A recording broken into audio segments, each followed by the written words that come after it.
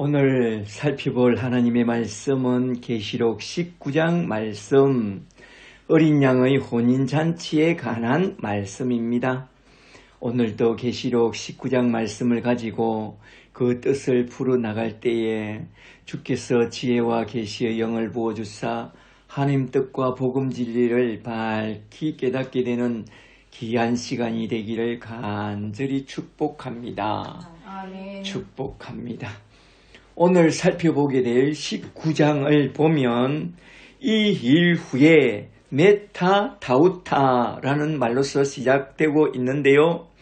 메타다우타는 전한 부호로서 앞장 18장에서 지상에서 큰 성 바벨론 심판 사건을 보여주던 그 카메라의 눈을 돌려서 이제 천상에서 구원받은 자들이 기뻐 찬양하고 있는 그런 장면을 19장에서 쭉 보여주고 있습니다. 이건 무슨 의도를 갖고 우리 주님이 이렇게 18장의 지상 심판 사건과 19장의 천상 구원 장면을 강력하게 대조해서 보여주고 있느냐? 이건 지금 고난 가운데 고군분투하고 있는 지상교회 사람들에게 지상에서 눈을 들어 천상에서 구원받은 자들이 얼마나 기뻐하고 있는지 그걸 보라. 저것이 너희의 미래의 모습이다. 그러므로 주님의 교회 사람들이여 힘을 내라 라고 위로하고 격려하는 그런 차원에서 18장과 대조해서 19장을 이렇게 쭉 보여주고 있는데요. 이는 곧 계시록 1장 1절에서 언급한 그 말씀대로 예수 그리스도에 관한 계시, 곧 예수 그리스도의 복음, 십자가의 복음 진리를 담아서 장차 종말에 반드시 이루어질 일들을 주의 천사와 사도 요한을 통해서 고난 속에 믿음을 지키며 살아가고 있는 자들을 격려하고 있는 그런 말씀입니다. 이러한 계시록 19장을 살펴보면 크게 세 장면으로 나누어서 전개되고 있는 것을 볼 수 있는데요. 첫째는 19장 1절부터 5절에서 천상세계에서 할렐루야 하면서 찬양이 울려 퍼지는 그 장면이 나오고, 둘째는 6절부터 10절에서 어린 양의 혼인잔치가 열리는 그 영광스러운 장면이 쫙 펼쳐져 나오고, 셋째는 11절부터 예수님이 만주의 주와 만왕의 왕으로 내려오사 세상을 심판하는 장면이 쫙 펼쳐져 나오는데요. 오늘은 19장을 이렇게 세 문단으로 나누어서 한번 쭉 살펴보고 딱 마치고자 하는데요. 한번 잘 들어보세요. 첫째로 먼저 첫 번째 장면으로서 19장 1절부터 5절에 나오는 할렐루야 아멘으로 하답하며 영광스럽게 찬양하고 있는 저 천상 세계부터 한번 살펴보고 넘어가도록 하겠는데요. 19장 1절부터 좀 보세요. 1절에 이 일 후에 메타다우타 내가 보니 하늘에 흔한 무리의 큰 음성 같은 것이 이르되 할렐루야 구원과 영광과 능력이 우리 하나님께 있도다 라고 하면서 할렐루야 찬송이 크게 울려 퍼지기 시작하는데요. 잘 보세요. 이렇게 사도 요한 앞에 어마어마한 장관을 이루며 할렐루야 영광의 찬송이 울려 퍼지고 있는데요. 우리도 사도 요한을 따라 올라가서 할렐루야 찬송이 울려 퍼지는 저 영광스럽고 장엄한 천상세계로 한번 쑥 들어가 볼까요? 고고! 영광스러운 우리 하나님의 보좌를 중심으로 하여 모인 천상교회가 장음하게 할렐루야 영광송으로 찬송을 부르고 있습니다. 여기서 할렐루야란 하느님을 찬양하라 라는 말씀이요. 아멘이란 진실로 그렇습니다. 맞습니다. 맞고요 하면서 화답하는 말씀이 아멘입니다. 하나님의 영광을 볼 때에 할렐루야가 터져 나오고 하나님이 우리를 위하여 행하신 큰 일을 들을 때에 할렐루야 아멘 하는 것입니다. 그래서 설교를 듣는 중에 성부와 성자와 성령 하나님이 우리를 위해서 행하신 일을 들을 때에 할렐루야 아멘 하면서 그렇게 하답하는 것입니다. 아멘은 누가 가장 많이 쓴지 아세요? 예수님입니다.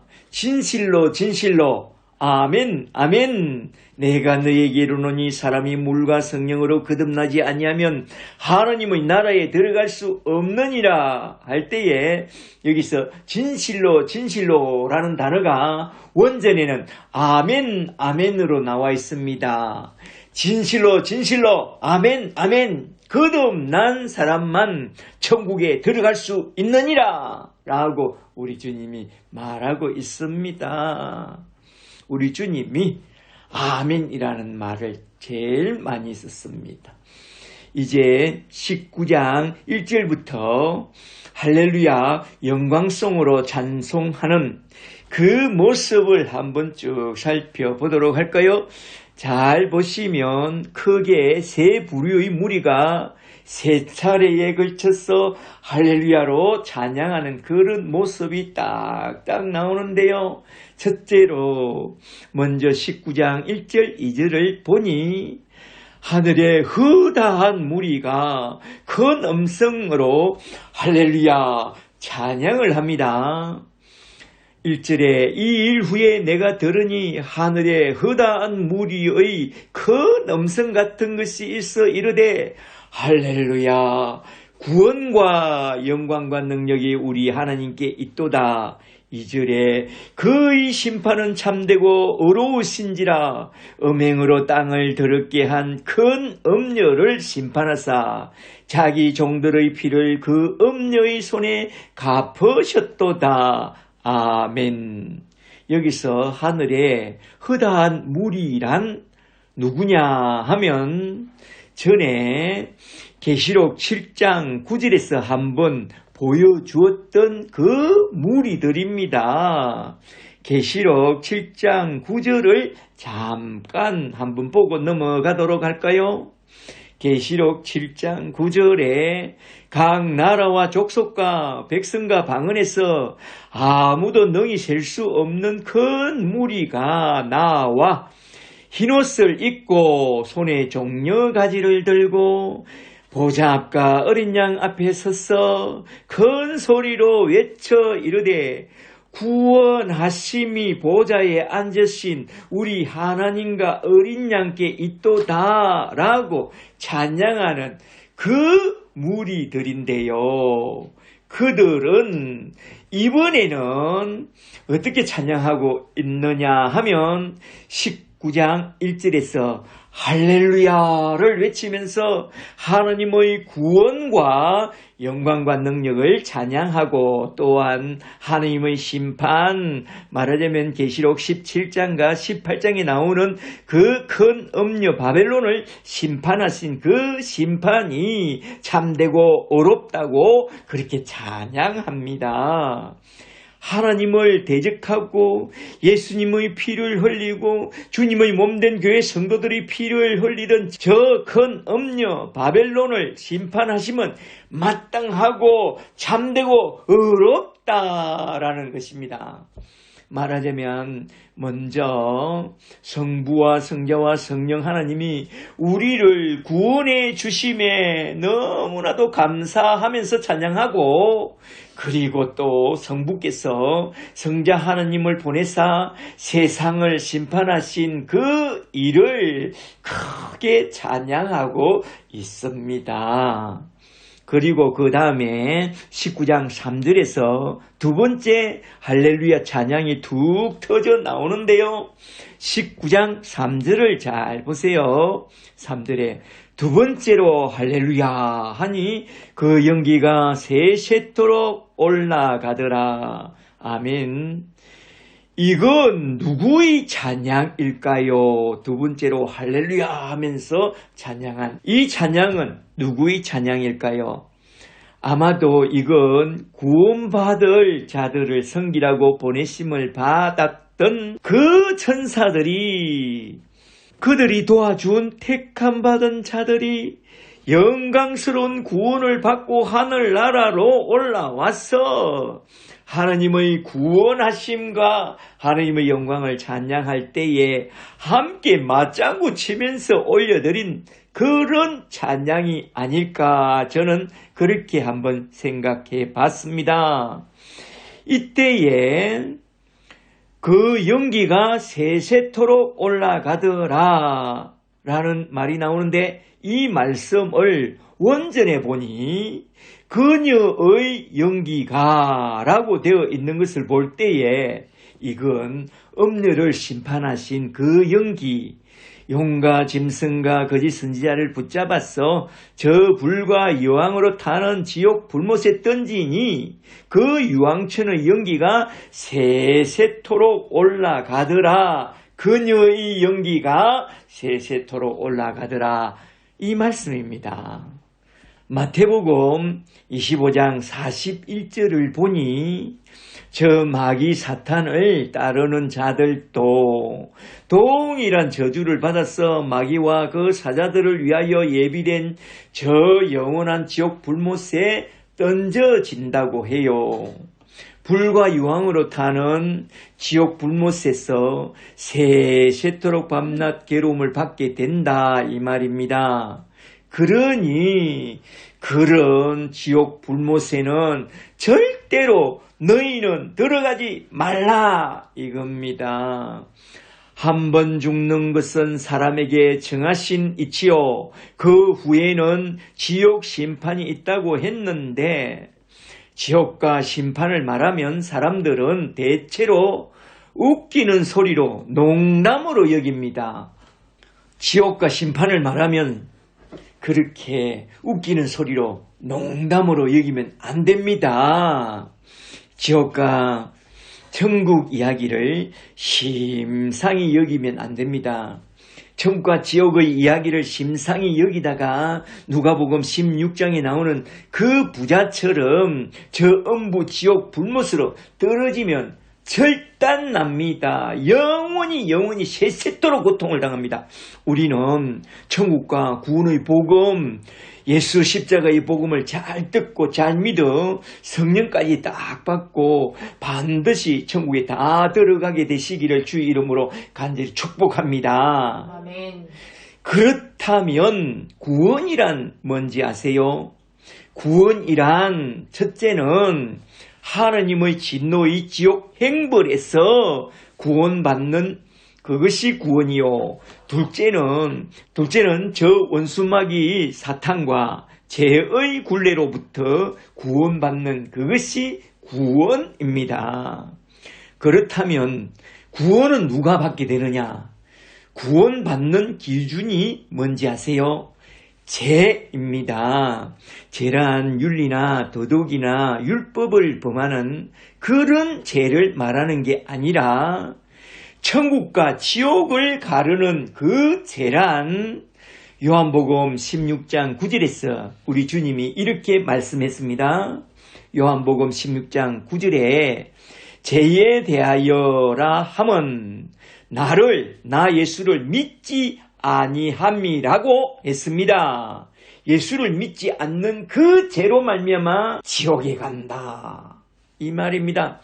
예수 십자가의 복음을 거부한 죄인은 지옥에 가고, 예수 십자가의 복음 진리를 믿고 예수를 딱 붙잡은 사람은 율법적으로 좀 하자가 있더라도, 예를 들어 십자가 위에서 구원받은 저 강도처럼 좀 하자가 있더라도 천국으로 구원을 받게 된다 이 말입니다.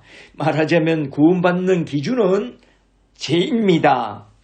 구원받는 기준은 죄이지만 구원받는 사람은 예수를 믿고 십자가의 은총을 받고 성령까지 받는 그 사람이 구원을 받게 됩니다.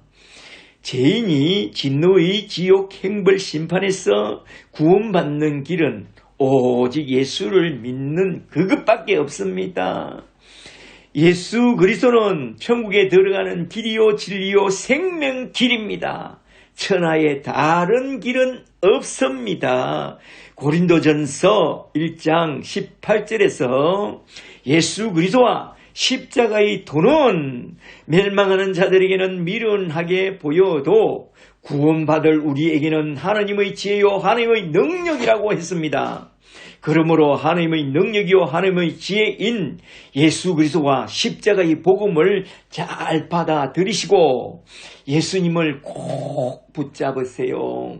그리하면 구원을 얻으리니 예수 그리스도를 받아들이고 믿고 영접하는 것이 얼마나 영광스러운 것인지 지금은 잘 느끼지 못하겠지만 나중에 천국에 들어가 보시면 이것이 얼마나 영광스러운 일인지 너무나도 놀라고 너무나도 좋아서 기절초풍할 것입니다. 우와, 이럴 수가 내가 이런 어마어마한 천국에 들어오게 되었다니. 오 주여 감사합니다. 내가 주님을 믿은 것은 내가 믿은 게 아니라 주님이 저에게 이런 믿음을 주사 여기에 올 수 있게 믿음 주시고 이끌어 주셨군요 하면서 정말로 진실로 우리 하나님 아버지와 어린 양 예수를 크게 외쳐 할렐루야로 찬양하게 될 것입니다. 그러므로 지금부터 좋게 말할 때에 예수 잘 믿고 십자가의 복음을 딱 받아들이고 성령까지 꼭 받아 놓으세요. 나중에 가서 땅을 치고 후회하지 말고 지금부터 예수 십자가의 복음을 잘 믿으세요. 아시겠어요? 아멘. 잘 아시겠죠? 우리 모두 다 예수를 잘 믿고 다 함께 천국에 들어가자. 할렐루야. 아멘. 그리고 세 번째 찬양은 19장 4절에 24장로와 내 생물이 아멘 할렐루야 하면서 찬양을 하는데요. 4절에 또 24장로와 내 생물이 엎드려 보좌에 앉으신 하나님께 경배하여 이르되 아멘 할렐루야 합니다. 여기서 아멘 할렐루야 이게 무슨 말씀이냐? 아멘 그렇습니다. 하나님이 하신 구원과 심판은 참되시고 의로우신 것이 맞습니다. 아멘 할렐루야 하면서 찬양하더라 이 말입니다. 아시겠죠? 이런 아멘과 할렐루야는 대개 보통 신자들은 잘 안 씁니다. 이건 누가 잘 쓰느냐 하면 대개 성령을 받고 성령이 충만하고 은혜가 충만한 할머니 전도사님들이 잘 씁니다. 옛날에 저도 성령으로 구원받기 전에 교회에 다닐 그때에는 할렐루야 아멘이라는 말을 들으면 얼마나 쭈글스럽던지 그때는 그런 말을 전혀 못 썼습니다. 물론 예배 시간엔 제가 성령을 받기 전에는 졸기에 바빠서 아멘도 한번 제대로 해본 적이 없어요. 아멘도 못했죠. 그리고 인사할 때는 그저 안녕하십니까 반갑습니다 이렇게 무게를 잡아가면서 그렇게 인사를 했거든요. 그런데 제가 성령을 받고 은혜가 충만하다 보니까 예배 때는 그냥 아멘이 터져 나오고 또 제가 설교를 할 때에 하나님의 은혜와 십자가의 복음이 나오기만 하면 나도 모르게 그냥 할렐루야가 튀어나옵니다. 그리고 또 예배당에서 아는 사람을 만나면 인사말이 그냥 할렐루야로 튀어나오고, 뭔가 고마울 때도 그냥 할렐루야 하고, 나도 모르게 할렐루야가 그냥 마구 튀어나옵니다. 그래서 나중에 믿음이 좋은 사람은 저 전당에 가서도 반가운 사람을 만나게 되면 할렐루야로 인사할 것 같아요. 나중에 전당에 올라갔다 전당 입구에 있는 12진주문 앞에서 우리를 기다리고 있는 12천사를 보게 되었을 때 우리가 너무나 반가워서 할렐루야 하면 그 천사들이 깜짝 놀라서 깜놀하고 아멘 하답하면서 묻지도 따지지도 않고 그래 하면서 저 천국 문을 서르릉 열어줄 것 같아요. 그리고 우리가 저 천국 문 안으로 쓱 들어가는 순간 우리를 맞이하러 나온 수많은 천군 천사와 앞서가신 성도들을 보게 될 텐데 뭐라고 인사하시겠어요? 안녕하십니까? 반갑습니다. 그러시겠어요? 두 손 들고 할렐루야 할 것입니다. 우리가 할렐루야 하면 그들도 반갑다고 할렐루야 할 것입니다. 그래서 저 전당 안에는 할렐루야로 가득 찰 것입니다. 할렐루야. 그러므로 지금 이 시간부터 할렐루야와 아멘을 좀 연습해 놓아야 합니다. 내 옆에 있는 사람을 보고 할렐루야로 한번 인사해 보세요. 할렐루야. 할렐루야. 좀 어색하나요? 어색하지 않죠? 이게 어색하다면 그 사람은 영적으로 문제 있는 사람입니다.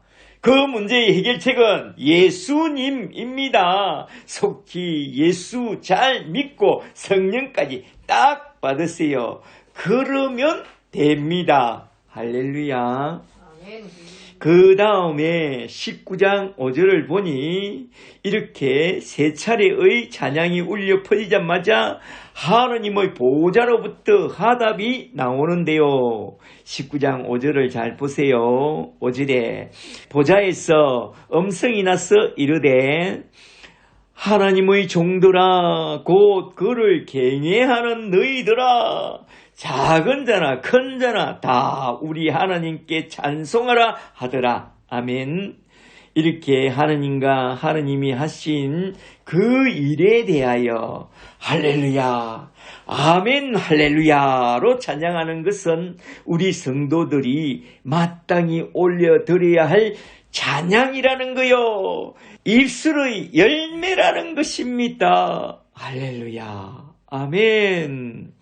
여기서 할렐루야는 헬라어 원어로는 할렐루이아라고 되어 있지만 이건 히브리어 할렐루야를 음력한 것으로서 본래 할렐루야는 다른 성경에는 거의 안 나오고 딱 오직 10편 중에서 14편에만 그리고 신약 성경 중에선 계시록 19장에만 딱 유일하게 나오는 하느님을 찬송하는 언어로서 할렐은 찬양하라는 뜻이고 루는 너희라는 말이며 야는 야훼 하느님을 가리키는 말인데요.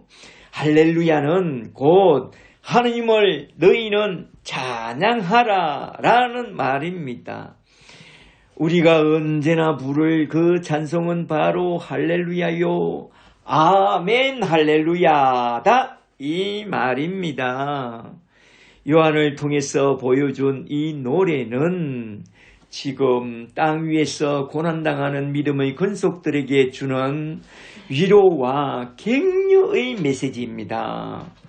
요한계시록이 기록될 당시는 로마 제국 황제들에 의해서 혹독한 박해와 시험을 받던 그런 시대였습니다.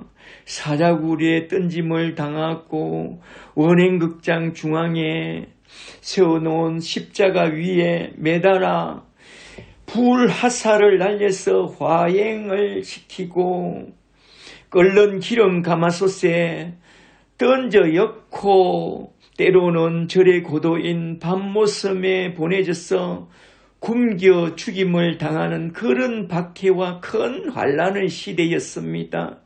그러한 시대의 신자들에게 주는 소망의 메시지가 바로 할렐루야, 영광의 찬송입니다.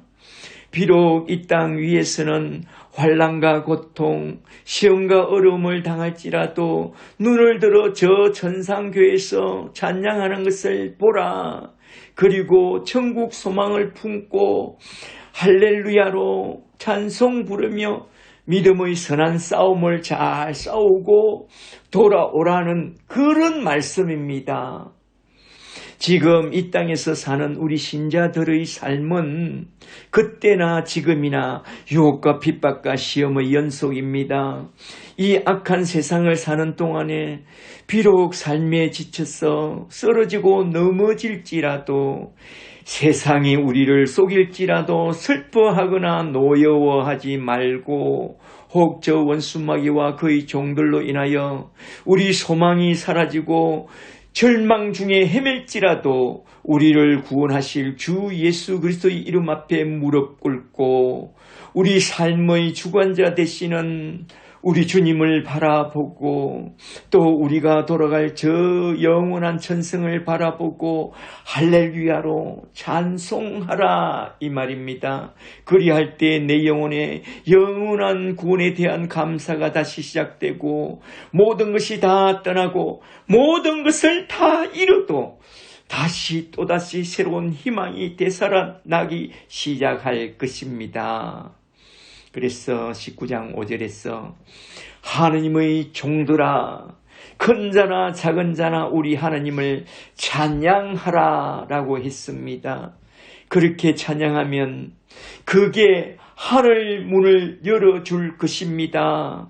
시편 100편 4절에 감사함으로 그의 문에 들어가며 찬송함으로 그의 궁정에 들어가서 그에게 감사하며 그의 이름을 송축하라고 했습니다.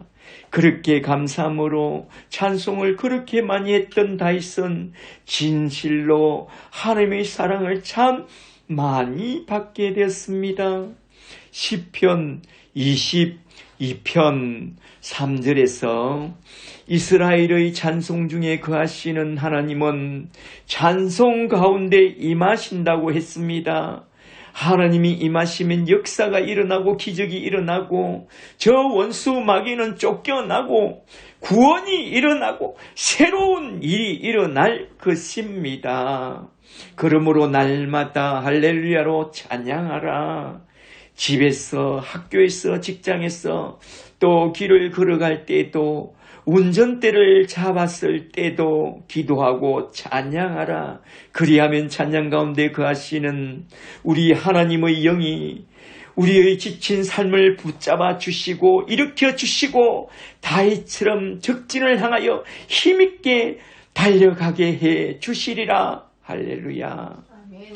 찬송하라 여호와의 종들아 주님 집에 서 있는 자들아 성소 향해 손을 들고서 찬송하라 찬송하라 찬양하라 내 영혼아 찬양하라 내 영혼아 내 속에 있는 것들아 다 찬양하라. 할렐루야. 아멘. 아멘. 저와 여러분은 모두 다 할렐루야로 찬송하는 그런 찬양의 사람들이 다 되시기를 주의 이름으로 간절히 축복합니다. 축복합니다. 이제 둘째로 두 번째 장면으로 넘어갔어. 계시록 19장 6절부터 10절에 나오는 어린 양의 혼인잔치에 초대받은 어린 양의 신부에 대하여 한번 쭉 살펴보고 넘어가고자 하는데요. 19장 6절부터 잘 보세요. 6절에 또 내가 들으니 허다한 무리의 음성과도 같고 많은 물소리와도 같고 큰 우레소리와도 같은 소리로 이르되 할렐루야 주 우리 하나님 곧 전능하신 이가 통치하시도다. 7절에 우리가 즐거워하고 크게 기뻐하며 그에게 영광을 돌리세 영광의 찬송을 돌리세 어린 양의 혼인 기약이 이르렀고 그의 아내가 자신을 준비하였으므로 그에게 빛나고 깨끗한 세마포 옷을 입도록 허락하셨으니 이 세마포 옷은 성도들의 옳은 행실이로다 하더라. 아멘. 여기서도 두 가지 찬양이 나오는데요. 첫째는 할렐루야 주 우리 하나님 곧 전능하신 이가 통치하시도다. 우리가 즐거워하고 크게 기뻐하여 그에게 영광을 돌리세 영광의 찬송을 돌리세 하면서 하느님의 통치를 찬양하는 그런 찬양이 나오고, 둘째는 어린 양의 혼인 기약이 이르렀고 그 아내가 예비하였으니 그에게 허락하사 빛나고 깨끗한 세마포 옷을 입게 하였은즉 이 세마포는 성도들의 옳은 행실로다 하면서 찬양하라고 하는 그런 찬양이 딱 나오는데요. 여기서 우리가 주목해 봐야 할 것은 두 번째 찬양으로 나오는 어린 양의 혼인잔치에 관한 말씀인데요. 어린 양의 혼인잔치에 대하여 한번 좀 생각해 보고 넘어가는 것이 참 좋겠습니다. 잘 들어보세요. 성경에는 혼인잔치를 배경으로 하는 비유들이 종종 나오는데요. 마태복음 22장에는 그 유명한 왕의 아들의 혼인잔치에 대한 비유가 쭉 나오고, 그리고 마태복음 25장에는 그런 왕의 아들의 혼인잔치에서 신랑을 기다리는 열처녀 비유가 쭉 나옵니다.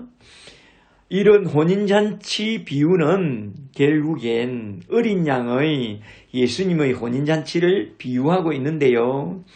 이런 비유들은 모두 다 유대인의 혼인잔치 풍속에서 나온 그런 비유들이기 때문에, 그래서 잠시 유대인의 혼인잔치 풍속을 한번 좀 생각해보고 딱 넘어가고자 합니다.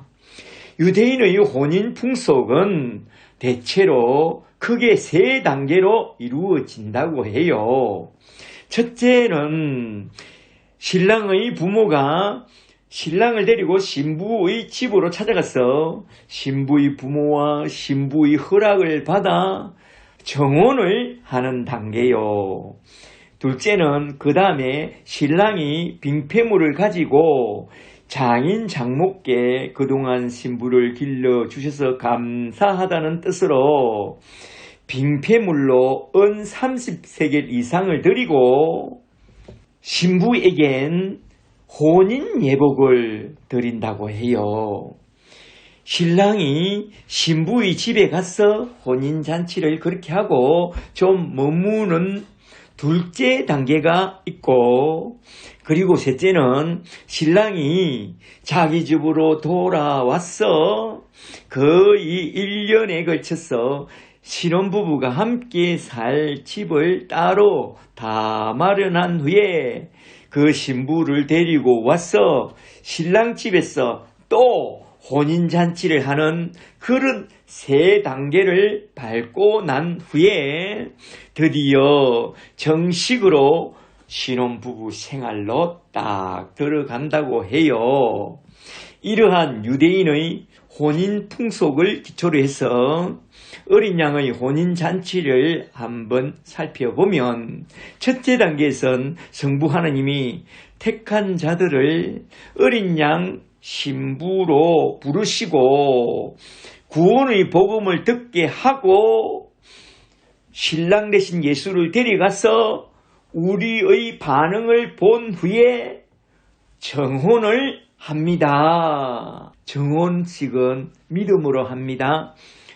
둘째 단계에선 신랑 되시는 우리 주님이 빙폐물을 들고 그 신부의 집으로 찾아가서 말하자면 십자가에서 흘리신 그 어마어마한 핏값을 빙폐물로 드리고 또 신부에게 혼인 예복을 드리고 그 영으로 신부집에서 혼인잔치를 하고 즐겁게 지냅니다.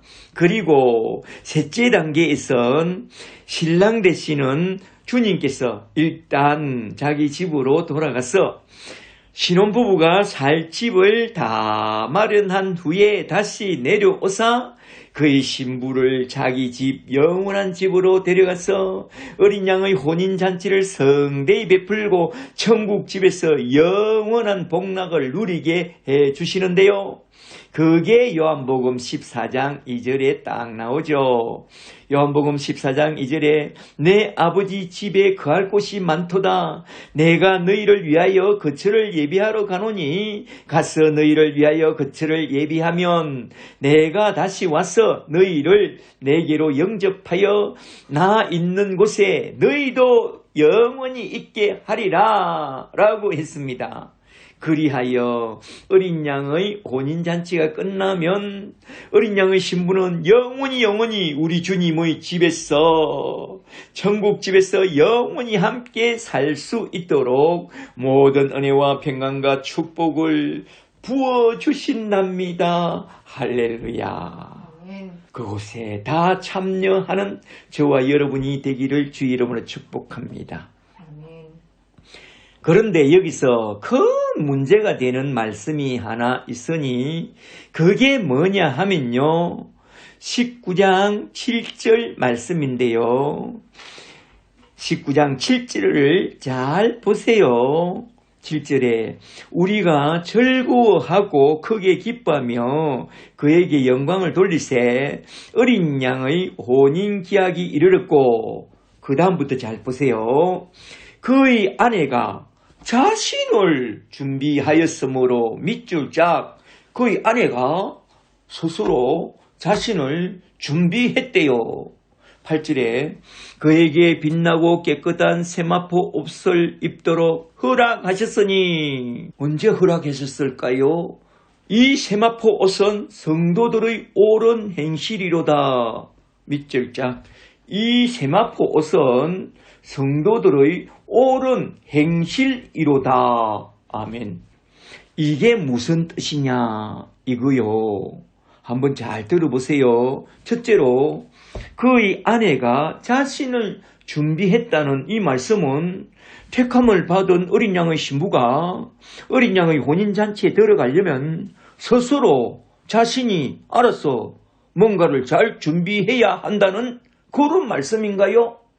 그리고 둘째로 그에게 빛나고 깨끗한 세마포 옷을 입도록 허락해 주었다는 이 말씀은 신부가 스스로 알아서 혼인잔치에 들어갈 준비를 잘 했을 때에 드디어 신랑이 나와서 신부에게 빛나고 깨끗한 세마포 옷을 더 걸쳐 입도록 허락해 준다는 그런 말씀인가요? 율법 구원론을 말씀한 것인가요? 아니겠죠. 그리고 셋째로 이 세마포 옷은 성도의 옳은 행실이라는 이 말씀은 신랑이 신부에게 입혀주는 빛나고 깨끗한 세마포 옷이란 성도들이 옳은 행실을 보였을 때 입혀주는 그런 옷이란 말인가요? 이게 다 무슨 말씀들인가요? 무슨 뜻이죠? 상당히 난해한 구절이 나옵니다. 성경에서 난해한 구절이 나온다면 그건 바로 예수 십자가의 복음을 가리키는 그런 말씀이라고 했죠. 기억나시죠? 이 구절을 거꾸로 뒤집어서 한번 쭉 살펴보면 그 해답이 정확하게 십자가의 복음으로 딱 나오는데요. 먼저 이 세마포 옷은 성도들의 옳은 행실이라고 한 이 말씀을 원전에 보니 디카이오마타 의 옷이라고 딱 되어 있습니다. 디카이오서 마타 의 옷이란 무엇이냐? 예수님의 피로 우리를 깨끗하게 씻어서 우리가 의롭게 되었다고 하여 덧입혀주는 그 옷이 바로 의 옷인데요.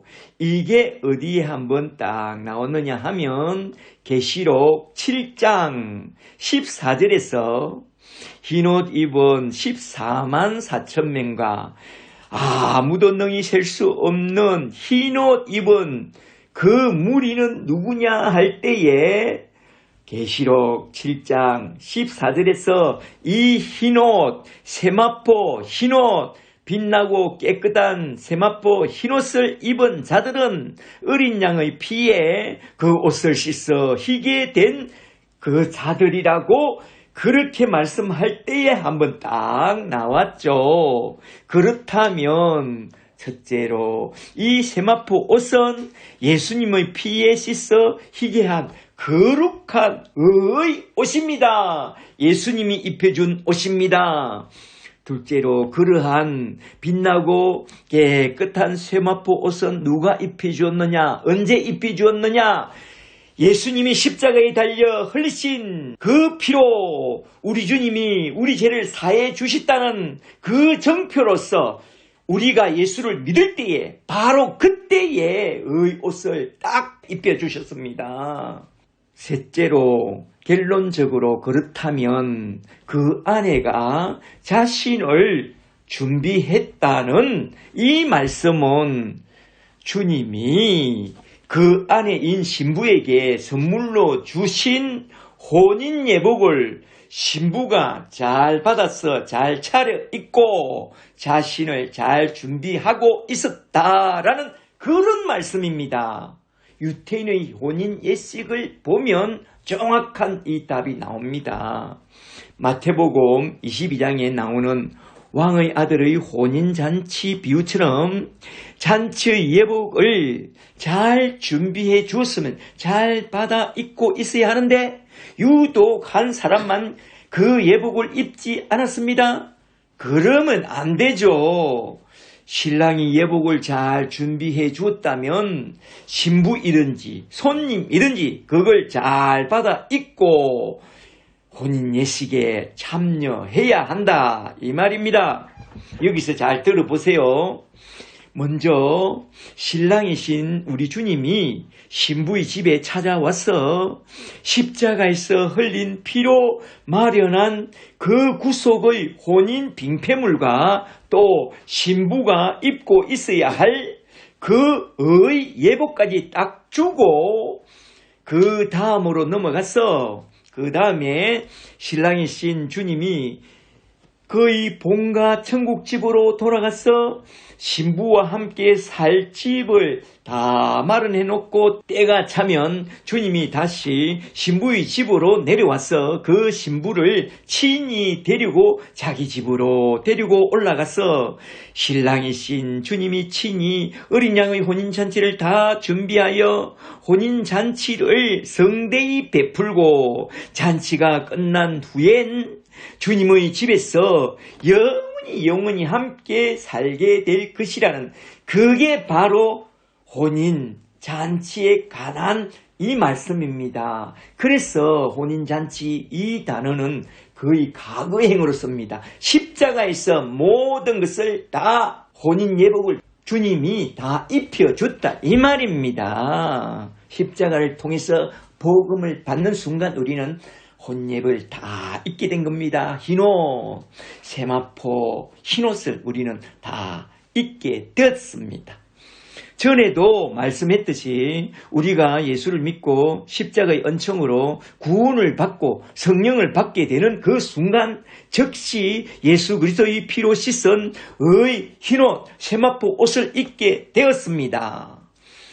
어린 양의 피로 씻은 의 흰옷, 빛나고 깨끗한 세마포 흰옷은 땅에 육신으로 있을 때는 전혀 표시가 나지 않지만 저 천국에 입성하는 그 순간 육신의 옷을 벗게 될 때에 우리 속에 입혀져 있던 그 의 흰옷이 밝고 빛나고 깨끗한 세마포 옷으로 확연히 싹 드러나게 될 것이라고 전에 한번 말씀드렸는데요.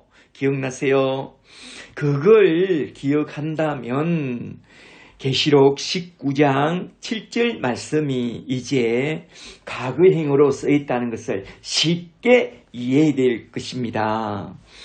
이러한 사전 지식이 없다면 여기서 또 행위 구원 소리로 오해하게 됩니다.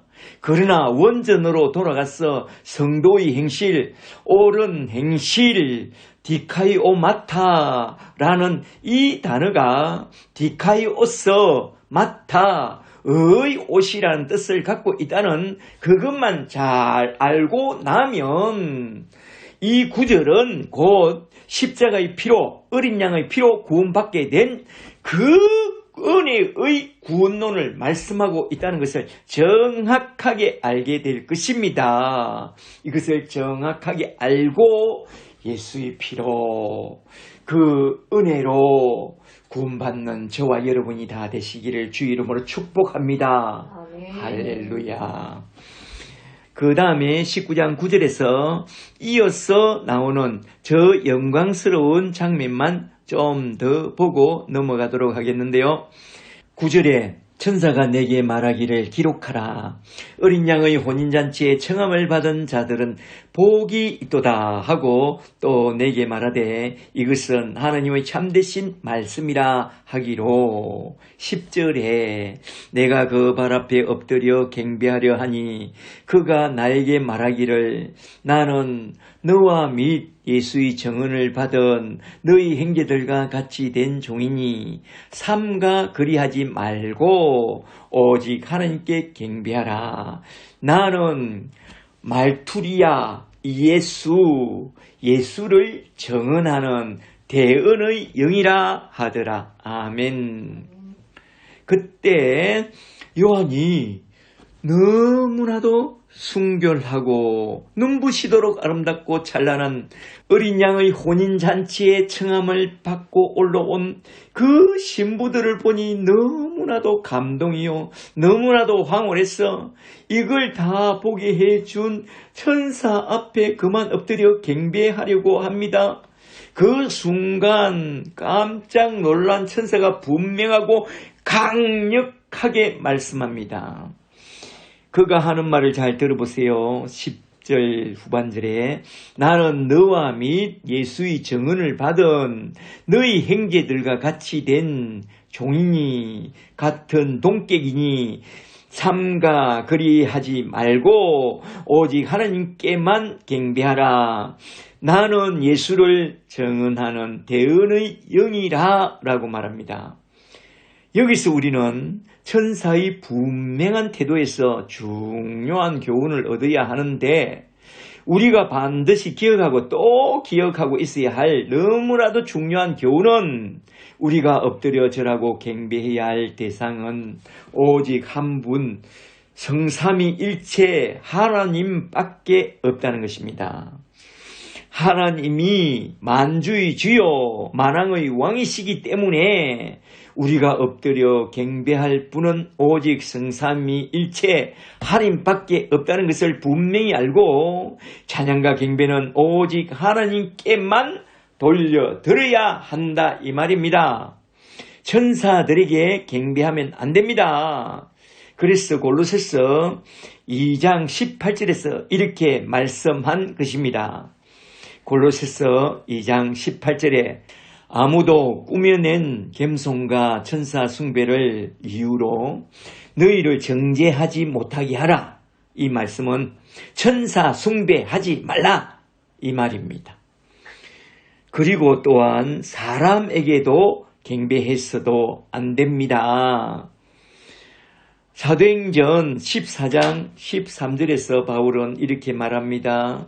사도행전 14장 13절에 시외 성박 제우스 신당의 제사장이 소와 하완을 가지고 대문 앞에 와서 성문 앞에 와서 바나바와 바울에게 제사하고자 하니 이에 두 사도가 듣고 옷을 찢고 무리 가운데 뛰어 들어가서 소리 질러 이르되 여러분이여 어찌하여 이런 일을 하느냐?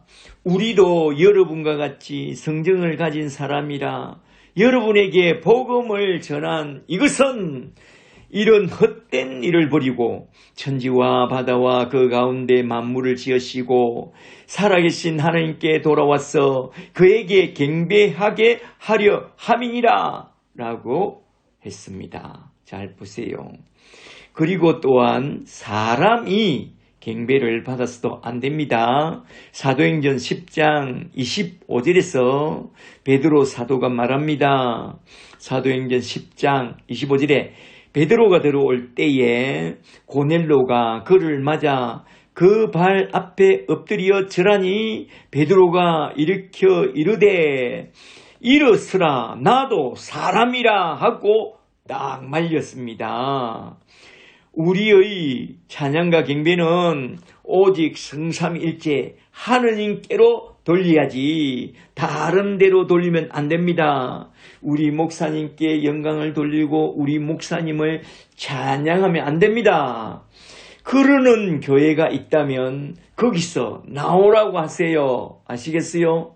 그런 교회들이 있어서 하는 말입니다. 잘 아시겠죠? 이제 셋째로 세 번째 장면으로 딱 넘어가서 공중 혼인잔치를 마치신 후에 우리 주님을 잘 보세요. 우리 주님이 백마 타고 세상에 강림합니다. 지상에 강림하여 그의 몸된 교회를 대적하며 성도들을 괴롭히던 저 무리들을 진멸하시는 그 장면이 쫙 나오는데요. 19장 11절부터 잘 보세요. 11절에 또 내가 하늘에 열린 것을 보니 보라 백마와 그것을 탄 자가 있으니 그 이름은 충신과 진실이라 그가 공의로 심판하며 싸우더라. 그 눈은 불꽃 같고 그 머리에는 많은 멜류관이 있고 또 이름 쓴 것이 하나가 있으니 자기밖에 아는 자가 없고 13절에 또 그가 피 뿌린 옷을 입었는데 그의 이름은 하느님의 말씀이라 칭하더라. 14절에 하늘에 있는 군대들이 천군 천사겠죠. 희고 깨끗한 세마포 옷을 입고 예수님처럼 희고 깨끗한 세마포 옷을 입고 백마를 타고 그를 따르더라. 그 입에는 우리 주님의 입에는 예리한 금이 나오고 성령의 금이겠죠. 그것으로 만국을 치겠고 친히 그들을 철장으로 다스리며 또 친히 하나님 곧 전능하신 이의 맹렬한 진노의 보도주 틀을 밟겠고 16절에 그 옷과 그 다리에 이름을 쓴 것이 있으니 만왕의 왕 만주의 주라 하였더라. 아멘. 아멘. 이 장면은 백마를 탄 우리 주님이 하늘에 있는 천군 천사를 대동하여 재림하시는 그 장면인데요. 우리 주님은 만왕의 왕이요 만주의 주요 이 세상의 심판자로서 세상을 심판하려고 강림합니다. 이러한 주의 재림은 성경에서 수차례 예언했던 그 예언들이 드디어 성취되는 그 장면인데요. 사도행전 1장 11절에서 이렇게 말씀했습니다. 사도행전 1장 11절에 천사가 이르되 갈릴리 사람들아 어찌하여 서서 하늘을 쳐다보느냐 너희 가운데서 하늘로 올리오신 이 예수는 하늘로 가심을 본 그대로 오시리라 하였느니라. 그리고 계시록 1장 7절에선 이렇게 말씀했습니다. 계시록 1장 7절에 볼지어다 구름 타고 오시리라. 각인의 눈이 그를 보겠고 그를 찌른 자들도 볼 터이요. 땅에 있는 모든 족속이 그를 인하여 애곡하리니 그러하리라. 아멘. 이렇게 강림하시는 주님의 이름이 세 가지로 쭉 등장하고 있는데요. 한번 잘 보세요. 첫째 이름은 11절에 충신과 진실로 딱 나오면서 그가 공의로 심판하며 싸우는 것은 충성되고 진실된 심판이더라 라고 말씀합니다. 둘째 이름은 13절에서 하느님의 말씀이라고 나옵니다. 이 이름이 참 중요한데요. 태초에는 말씀으로 천지를 창조했고 마지막 날에는 말씀의 검으로 온 세상을 심판하실 것이라는 그런 말씀입니다. 나중에 끝구절에 가보면 말씀의 검으로 세상을 심판하고 있습니다. 셋째 이름은 16절에 만왕의 왕이요 만주의 주라고 나오는데요. 우리 주님은 우주와 역사와 세상을 통치하시는 만왕의 왕이요 만주의 주로서 오사 제약된 이 세상을 심판하시고 그 대적자들을 다 멸하시고 하나님의 나라의 완성을 위하여 자기 백성들을 다 데리고 하늘나라 천국으로 올라갈 것이라는 그런 뜻을 담아내고 있는 이름이 바로 만왕의 왕 만주의 주입니다. 할렐루야. 그렇다면 주님이 대적자들을 어떻게 멸하시는가? 그게 바로 19장 19절부터 쫙 나오는데요. 19장 19절부터 잘 보세요. 19절에 또 내가 봄에 그 짐승과 백마탄 자와 그의 군대와 더불어 전쟁을 일으키려고 모였다가 순의 금에나 함께 모였다가 짐승이 잡히고 그 앞에서 표적을 행하던 거짓 선지자도 함께 잡혔으니 이는 짐승의 표를 받고 그의 우상에게 경배하던 자들을 표적으로 미혹하던 자라. 이 둘이 산채로 유황불 붙는 지옥 불못에 던져지고 21절에 그 나머지는 말탄 자의 우리 주님의 입으로부터 나오는 금의 말씀의 금의 죽음에 모든 새가 그들의 살로 배불리더라. 아멘. 19절을 표준 세번역을 통해서 원전 말씀으로 보면 19절에 또 내가 보니 그 짐승과 세상의 왕들과 그들의 군대들이 흰말을 타신 분과 그분의 군대와 더불어 전쟁을 하려고 함께 모여 있었고 순의 금에나 함께 모여 있었고 라고 되어 있는데요. 이는 용과 짐승과 거짓 선지자가 이끄는 열방의 군대가 만국 성도들과 마지막 한판 전쟁을 치르려고 지상 종말의 전쟁터인 아마겟돈에 함께 모여 있는 그것을 요한이 딱 보았다는 그런 말씀입니다. 20절에 바로 그때에 원수마귀와 그 추종자들은 싸움도 한번 제대로 해보지도 못한 채 모여 있다가 그 짐승과 거짓 선지자가 한순간에 사로잡혀 이 둘이 산채로 유황불이 타는 지옥 불못에 던져집니다. 그리고 21절에 그 마귀를 따라서 모여온 그 나머지 열방 사람들은 백마탄 우리 주님 입에서 나오는 말씀의 검, 곧 성령의 검에 다 썰어 죽더라 이거요.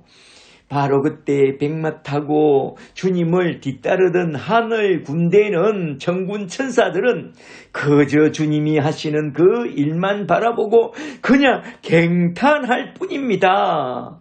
백마 탄 우리 주님의 능력은 상상을 초월합니다. 입에서 나오는 예리한 말씀의 검으로 저 원수 마귀 사탄의 종인 짐승 같은 적 그리스도와 거짓 선지자를 결박하여 지옥 불못에 팍 던져 넣고 그들을 따르는 모든 대적들을 말씀의 성령의 검으로 그냥 다 섬멸해 버립니다. 그냥 순식간에 다 끝내 버립니다. 대단합니다.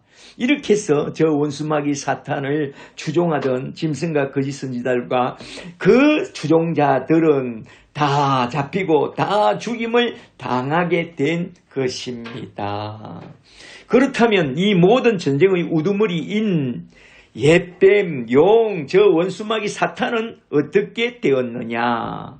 이에 관한 이야기는 계시록 20장에 넘어가서 잘 나오는데요.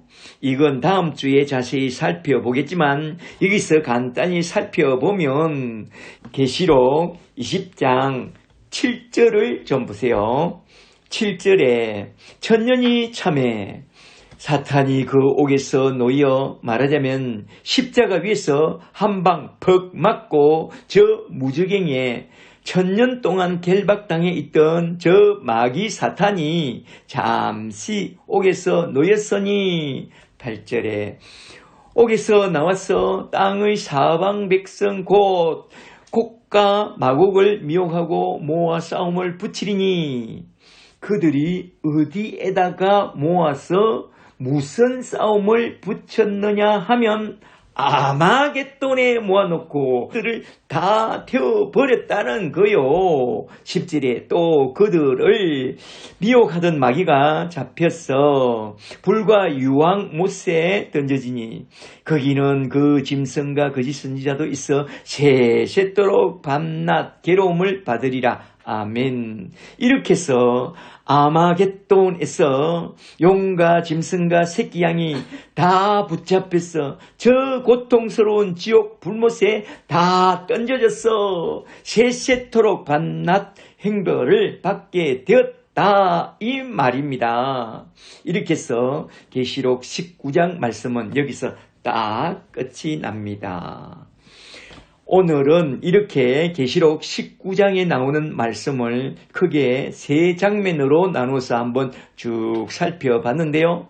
첫째 장면은 지상에서 눈을 돌려 천상교회 사람들이 할렐루야로 찬양하는 그 모습을 한번 살펴봤고, 둘째 장면에선 어린 양의 혼인잔치에 준비되고 초대된 빛나는 어린 양의 신부들을 한번 좀 살펴봤고, 셋째 장면에선 만왕의 왕이요 만주의 주로서 백마 타고 내려오신 우리 주님이 마지막 최후의 종말 전쟁을 일으키고자 모인 저 짐승 같은 적 그리스도와 거짓 선지자와 용과 그들을 따르는 모든 군대들을 섬멸하는 것까지 한번 쭉 살펴보면서 계시록 19장을 통해서 보여주고자 하고 있는 주 예수 그리스도에 관한 계시와 예수 십자가의 복음까지 한번 쭉 살펴보았습니다.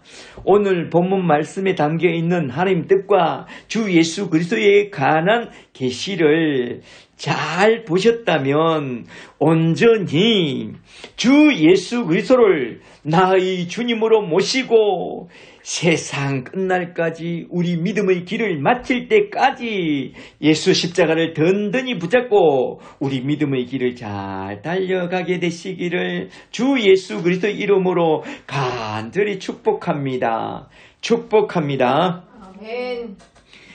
지금은 우리 주 예수 그리스도의 크신 은혜와 하나님 아버지의 지극하신 사랑과 성령님의 인도하시는 크신 은총이 만왕의 왕이요 만주의 주가 되신 우리 주 예수 그리스도만 늘 바라보며 천승을 바라보고 오늘도 내일도 날마다 거룩한 믿음의 길을 잘 달려가기를 원하고 바라고 소망하는 저와 여러분과 여러분의 가정 위에 지금부터 영원히 함께 계시기를 간절히 축복합니다. 아멘. 축복합니다. 할렐루야. 오늘 살펴볼 하나님의 말씀은 계시록 19장 말씀 어린 양의 혼인잔치에 관한 말씀입니다. 오늘도 계시록 19장 말씀을 가지고 그 뜻을 풀어나갈 때에 주께서 지혜와 계시의 영을 부어주사 하나님 뜻과 복음 진리를 밝히 깨닫게 되는 귀한 시간이 되기를 간절히 축복합니다. 아멘. 축복합니다. 오늘 살펴보게 될